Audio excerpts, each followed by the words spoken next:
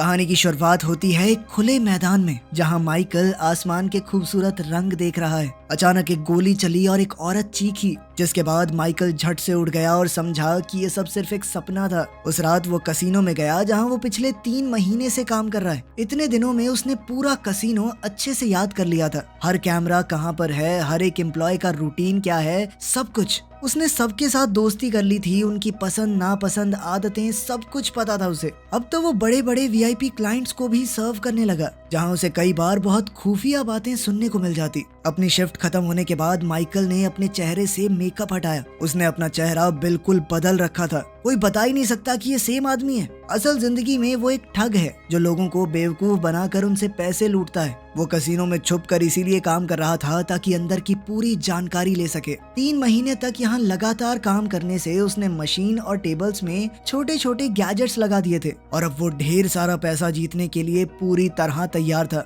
एक बिल्कुल नई अलग पहचान बनाकर वो कसीनो के अंदर गया और अपने फोन से एक छुपे हुए गैजेट को एक्टिवेट कर दिया, जिससे सभी कार्ड शफलिंग मशीन से अपने आप बाहर उड़ने लगे। फिर वो एक टेबल पर गया जहां उसने अपने मैग्नेटिक डाइस का इस्तेमाल किया। उसने पहले से वहां एक बटन लगाया था जिससे वो डाइस के रिजल्ट को बदल सकता है। फिर वो एक वीआईपी क्लाइंट के कमरे में गया जो कि सो रहा था, क्योंकि माइकल ने उसकी ड्रिंक में नशीली दवाई मिला दी थी। उसके बाद वीआईपी प्लेयर्स को प्राइवेट कमरे में ले जाया गया। तब माइकल ने उस बेहोश किए हुए आदमी का गोल्ड पास और कुछ फैंसी कपड़े चुरा लिए। माइकल तुरंत सर्विस एलिवेटर में गया और कंट्रोल पैनल में अपनी चिप डाल दी। जब एक एम्प्लॉय नए कार्ड्स को ले जा रहा था तो माइकल ने वीआईपी बनकर कहा कि कोई साला मुझे गलत फ्लोर पे छोड़ गया है, तुम सबकी कंप्लेंट करूंगा मैं, ठीक है। जिसके बाद एम्प्लॉय थोड़ा डर गया और उसने कहा कि सर मैं लेकर चलता हूं आपको। लेकिन तभी माइकल ने अपने फोन की मदद से लाइट्स और एलिवेटर को बंद कर दिया। इस बात से एम्प्लॉय और घबरा गया कि वीआईपी अब और परेशान हो जाएगा और अब वो मदद बुलाने लगा कि जल्द से जल्द लिफ्ट को ठीक करो। इस सब के बीच ही माइकल ने बड़ी चालाकी से अपना बॉक्स वहां रख दिया और असली कार्ड्स हटा दिए। फिर सब कुछ वापस से ऑन करके वो वीआईपी रूम में गया जहां एलेक्स नाम का एक आदमी भी है। माइकल ने स्पेशल चश्मे पहने थे जिससे वो कार्ड्स के नंबर देख सकता है। गेम शुरू हुई तो वो हर बार नहीं जीता ताकि शक न हो और दूसरे लोग और ज्यादा बेट लगाएं। फिर उसने बड़ी चालाकी से अपने कार्ड्स बिल्कुल परफेक्ट बना दिए और सारा पैसा लगा दिया। बाकी सब ने भी उसको देखते हुए सारे पैसे लगा दिए। अब वो एक ही झटके में करोड़ों जीतने वाला था। लेकिन तभी अचानक उसके पत्ते फिर से बदल गए। वो हार गया इतनी प्लानिंग के बाद भी। तीसरा प्लेयर जीत गया और उसने कहा मैं अब और नहीं खेलना चाहता।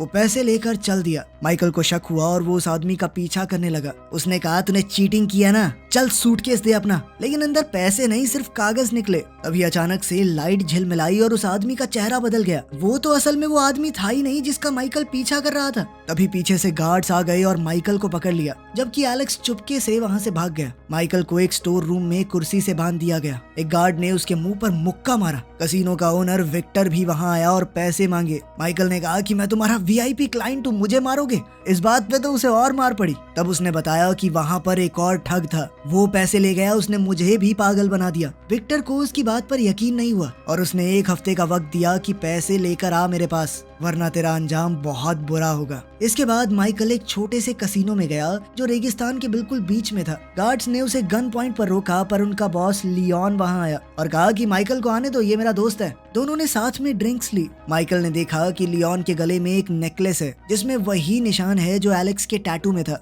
उसने लियोन से उस निशान के बारे में पूछा। लियोन ने कहा कि पहले मुझे अपनी कहानी बताओ, क्या कांड किया तुमने इस बार। जिसके बाद माइकल ने सब कुछ बताया। तब लियोन ने समझाया कि तू एक साइकिक से भिड़कर आया है। बहुत से लोग ये बात नहीं मानते और कई लोग जानते ही नहीं है कि कई ऐसे लोग हैं जिनके पास सुपर पावर्स हैं। वो लोग हम सब के बीच में ही छुप कर रहते हैं। वो लोग एक दूसरी दुनिया में घुसकर इस दुनिया की चीजों को बदल सकते हैं। लियोन ने उसे एक पुरानी किताब दिखाई जिसमें कुछ महान लोगों की ड्राइंग्स थी। उसने बताया कि ये सब लोग उसी दूसरी दुनिया से जुड़े हुए हैं। ये एक ऐसी जगह है जहाँ सबकी सोच और यादें जुड़ी होती हैं। जो लोग ताकतवर होते हैं वो उस जगह पर जा सकते हैं और वहाँ पर अपनी शक्तियों का अलग तरीके से इस्तेमाल कर सकते हैं। आम लोग भी उस दुनिया में जा तो सकते हैं, पर वापस तभी आ पाएंगे जब उनके पास कोई ऐसा इंसान हो जो उन्हें वहाँ से लेकर आ सके। माइकल को ये सब सिर्फ एक मजाक लगा और वो हंसने लगा। लियोन इस बात से गुस्सा हो गया और उसने वो किताब निकाली जिसमें पावर वाले लोगों के नाम लिखे थे। उसने कहा कि जा एलेक्स को ढूंढ और पैसा लेकर आ।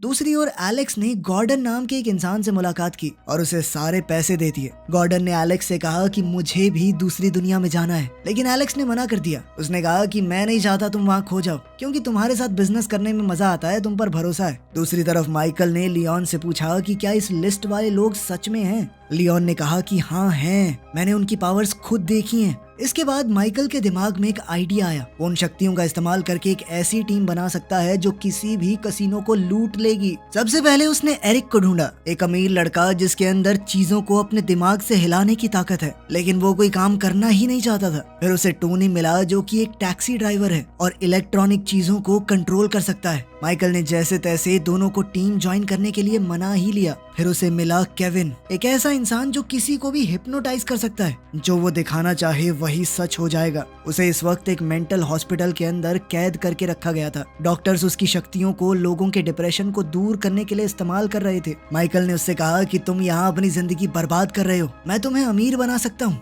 जब वो भागने के लिए तैयार हुआ तो नर्स भी उनके पीछे भागी। एरिक ने अपनी ताकत से चीजें उड़ाकर सभी पेशेंट्स को आपस में लड़वा दिया, जबकि टोनी ने अपनी ताकत से एम्बुलेंस को चालू किया और साथ ही गेट को खोल दिया। इस तरह वो सब बड़ी चालाकी से वहाँ से भाग गए। अगले दिन उन्होंने प्रैक्टिस की कि कसीनो में अपनी पावर्स कैसे इस्तेमाल करनी है। केविन अपनी ताकत से लोगों को हिप्नोटाइज करेगा और टोनी कैमरास को संभालेगा। उन सब की ताकत उस दूसरी दुनिया से आती थी। उस दूसरी दुनिया में जाकर एरिक अपने हाथों से डाइस को हिलाता था, तब वो असल जिंदगी में खुद ब खुद हिलने लगती थी। केविन बर्फ से बने एक इंसान को अपनी ताकत से कंट्रोल करता था और तब असल दुनिया में बाकी सब भी उसके कंट्रोल में आ जाते। जबकि दूसरी दुनिया में टोनी के आसपास एक बिजली का तूफान आया हुआ था और जिस भी इलेक्ट्रिक डिवाइस को वो हैक करता उसकी चिप उसके सामने आ जाती दूसरी दुनिया में। पहला टेस्ट उन्होंने लियोन के कसीनो में ही किया। शुरुआत में तो सब कुछ एकदम मक्खन चल रहा था, पर धीरे धीरे सिचुएशन बिगड़ गई। केविन बात समझ नहीं पाया और उसने गलती से एक एम्प्लॉय को थोड़ी देर के लिए अंधा कर दिया। वो एम्प्लॉय चौंक गया और जो आदमी हारा था उसने बंदूक निकाल ली। बंदूक देखते ही टोनी घबरा गया और कैमरास को संभालने की जगह उनमें शॉर्ट सर्किट कर दिया। माइकल ने दौड़कर उस क्लाइंट को रोका और सबको शांत किया। उसे समझ आया कि हमें कोई बेहतर तरीका ढूंढना होगा आपस में बात करने का, तभी वो सही तरीके से इस चीज को आगे बढ़ा सकेंगे। अगले दिन माइकल एक फ्यूनरल में गया जहाँ कई औरतें वेरोनिका से मदद मांग रही थी। तब कुछ काले कपड़े पहने आदमी वहाँ आए और वेरोनिका डर कर भाग गई। उसने अपने हेडफोन्स गिरा दिए जो कि माइकल ने उठाए। जब दूसरी गली से और आदमी आए, वेरोनिका एक पुरानी बिल्डिंग में छुप गई। माइकल ने उसके पास जाकर हेडफोन्स वापस दिए और कहा कि मैं उन आदमियों में से नहीं हूँ। वेरोनिका उससे दूर जाने लगी, पर माइकल फिर भी उसके पीछे गया। वेरोनिका लोगों का दिमाग पढ़ सकती थी। उसने सीधे तौर पर माइकल से कहा कि मुझे तुम्हारे प्लान में कोई इंटरेस्ट नहीं है। तभी उन आदमियों में से एक ने उन्हें देख लिया। माइकल ने वेरोनिका को जल्द से जल्द वहाँ से भागने को कहा और उस आदमी को रोका। दूसरी तरफ गॉर्डन ने एलेक्स के कहने पर अपनी ट्रेनिंग शुरू की। एक दिमाग पर कंट्रोल करने वाले आदमी ने उसे दूसरी दुनिया में भेज दिया। अब गॉर्डन के पास भी ताकत थी लोगों के दिमाग को कंट्रोल करने की। जब उसका दिमाग बेहोश पड़ा था तो उसने एक पेंटर को मजबूर किया कि वो एक फेमस पेंटिंग की कॉपी बनाए। इसके बाद गॉर्डन ने म्यूजियम में काम करने वाले एक आदमी को कंट्रोल किया और कहा कि इस फेक पेंटिंग को असली पेंटिंग के साथ बदल दो। जब असली पेंटिंग दूसरे म्यूजियम में भेजी जाने वाली थी, जब नकली पेंटिंग को एक वैन में ले जाया जा रहा था, तब गॉर्डन अचानक से होश में आ गया। उसने उस कंफ्यूज हो चुके पेंटर से असली पेंटिंग थोड़े से पैसे देकर खरीद ली। जिन लोगों को उसने अपने दिमाग से कंट्रोल किया था उन्हें कुछ भी याद नहीं रहा। उधर माइकल ने वेरोनिका को अपने साथ काम करने के लिए मना लिया था और जल्द ही उसे अपनी टीम से मिलवाया। उसने बताया कि वेरोनिका दिमाग पढ़ सकती है और अपनी बात को बिना कहे दूसरों के दिमाग में डाल भी सकती है। वो माइकल की सभी बातों को सभी लोगों तक पहुंचाएगी उस वक्त जब वो कसीनो में खेल रहे होंगे। प्रैक्टिस करने के लिए माइकल ने वेरोनिका से कहा कि दूसरी दुनिया में जाओ। दूसरी दुनिया उसके लिए एक अजीब सा जंगल था। फिर माइकल ने अपने दिमाग में सोचा कि एरिक शहर के सबसे बड़े घंटे को हिलाए। वेरोनिका ने ये सोच एरिक तक पहुंचा दी और एरिक ने बिल्कुल वैसा ही किया। उसके बाद माइकल ने चाहा कि दो लोग दौड़ते हुए मदद के लिए चिल्लाएं। वेरोनिका ने ये सोच केविन को भेज दी और केविन ने तुरंत अपनी शक्तियों से ऐसा कर दिया। इसके बाद माइकल ने सोचा कि काश टोनी इस सारे एरिया की लाइट्स में शॉर्ट सर्किट कर दे ताकि लोग घबरा जाएं और और सारे पंछी उड़ जाएं। आखिर में माइकल ने वेरोनिका से कहा कि सबके दिमाग में डाल दो कि एक भूकंप आ रहा है। वेरोनिका ने बिल्कुल ऐसा ही किया और इन सारी चीजों को साथ में मिलाकर लोगों को यकीन हो गया कि सच में भूकंप आ रहा है। सब लोग भागने लगे, सिर्फ माइकल की टीम वहाँ पर रही। इसके बाद माइकल ने एक रेस्टोरेंट से कुछ ड्रिंक्स चुरा ली और अपना प्लान समझाया। उन्हें अपना भेस बदल कर कसिनो में घुसना होगा। हर मेंबर अलग टाइम पर आएगा। सिर्फ वेरोनिका माइकल के साथ आएगी उसकी मंगेतर बनकर। इसके लिए उन्हें अच्छे कपड़े और बढ़िया मेकअप चाहिए होगा। तो सब लोग शॉपिंग करने और स्टाइलिस्ट के पास गए।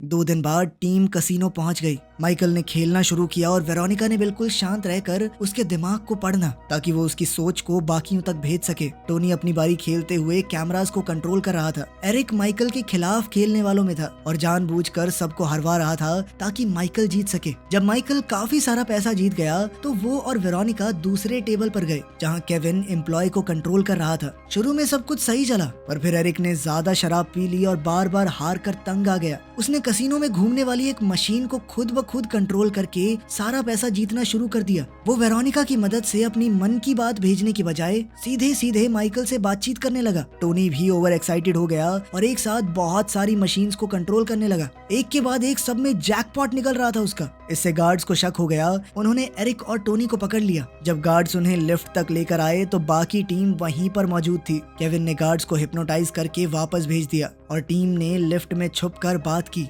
माइकल ने उन्हें डांटा और समझाया कि अगर पकड़े गए ना तो जान से मार देंगे ये लोग, तुम जानते नहीं हो इन्हें। अब सबने वादा किया कि आगे से सिर्फ माइकल की बात मानेंगे। फिर वो सभी लोग आखिरी टेबल पर गए। माइकल ने अपने पूरे पैसे एक ही बेट में डाल दिए। केविन पत्ते बांटने वाले आदमी को कंट्रोल कर रहा था और एरिक डाइस को अपने हिसाब से हिला पा रहा था। उनका प्लान बिल्कुल सही चला और माइकल ने एक ही झटके में $10 मिलियन जीत लिए। फिर सब बीच पर गए, ड्रिंक्स पी और आग के आसपास जश्न मनाया। वेरोनिका थोड़ा दूर बैठी थी। माइकल उसके पास गया, कहने लगा कि हमारी काफी अच्छी टीम है, अगर साथ रहे तो बहुत पैसे कमा सकते हैं। लेकिन वेरोनिका ने साफ मना कर दिया। दोनों के बीच झगड़ा हुआ और दोनों ने एक दूसरे को बहुत बुरा भला कहा। उधर एलेक्स ने गॉर्डन के साथ डिनर किया और उसे कहा कि हमें ट्रेनिंग कैंसिल करनी होगी। एलेक्स ने कहा कि जब तक तुम्हें कोई ऐसा इंसान नहीं मिलता जिस पर तुम पूरा भरोसा कर सको, वहाँ पे फंसने का बहुत चांस है। गॉर्डन ने जब माइकल के बारे में पूछा तो एलेक्स ने बताया कि उसने नई टीम बना ली है। ये सुनकर गॉर्डन नाराज हो गया और बोला कि अब उन्हें कुछ करना पड़ेगा।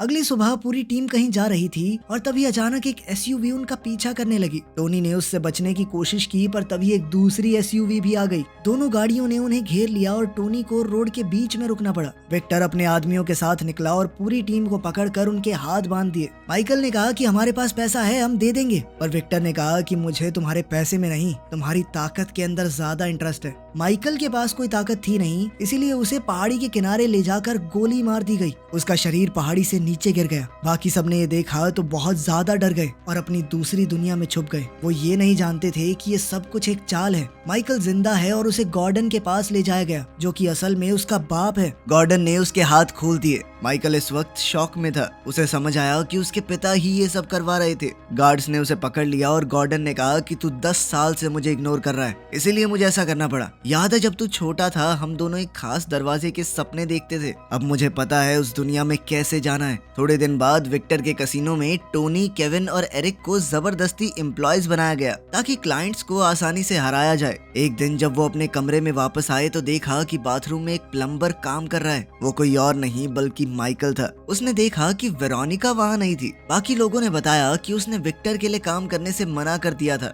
और तब से वो कोमा में है, क्योंकि माइकल की मौत देखने के बाद वो अपनी दूसरी दुनिया से बाहर ही नहीं आई। उस रात टेबल के ऊपर लाइट्स फ्लिकर होने लगी। टीम ने विक्टर को घेर लिया और कहा कि हम ये काम छोड़ रहे हैं, जिसके बाद गार्ड्स ने उन्हें एक स्टोर रूम में बंद कर दिया और एक नए गार्ड को वहाँ सिक्योरिटी के लिए तैनात कर दिया गया। ये भी भेस बदल के माइकल ही था। उसने सबको आजाद किया और भागने का प्लान समझाया।